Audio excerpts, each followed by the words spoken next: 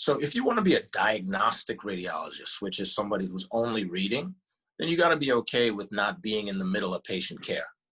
Right? You could be a diagnostic radiologist and never lay eyes on a patient for a whole week, depending on what setting you're working in. You could be in an outpatient center, you could be in a hospital, or you could be working like what they refer to as night hawks, which are the radiologists that work from home from 5 p.m. until 8 in the morning. Those doctors don't see patients ever, right? So you got to be okay with that. You got to be okay with not having the personal interaction with the patient. Unless you want it, you could always have it. There's no such thing as you can't, right? But you have to be okay with that. That's the primary thing. You got to ask yourself, is that okay? Because as I told you, throughout my training, I've seen a couple people at every stage say, you know what, I need more patient interaction, because they weren't doing interventional, they were doing diagnostic. You have to be able to be a problem solver. You got to be able to look at an MRI, for example, of the brain, and you're looking for a problem. That means your anatomy's got to be on point, right? As you young people say, you got to be on fleek, whatever that means, right? So you can't come into radiology and you don't know your body anatomy, your neuroanatomy. You got to know that stuff up and down, right? You got to be able to discern fiber tracking mentally, where do nerves run? Where's the dorsal root ganglion?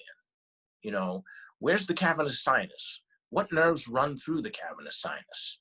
All right, where's the optic nerve? Where's the orbital fissure?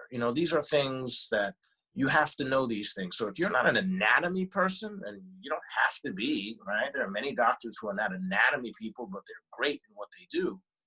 Radiology is going to be a challenge for you because it's all anatomy. And you got to be able to flip back and forth from foramen spinosum to the cervical os, right? Because if you're reading general, all of these studies are going to come at you, and you're going to be going from specialty to specialty with each case. So you got to know your anatomy all around, and medicine too, right? It's not just about anatomy, it's also knowing how things work. That's diagnostic. For interventional, you got to have good hands, right? I will tell you, I've trained with some people, like some diagnostic people, that they are geniuses on this PACS machine. But if they try to draw your blood, they're kind of coming at you, to draw your blood, and they're coming at you like this, like if you have no business touching anything sharp, right? So if you're one of those people that you don't have good hand-eye coordination, you don't have a good you don't have a good touch, as we refer to, and you don't have good hands, IR is going to be a challenge for you, and I'd stay away from that.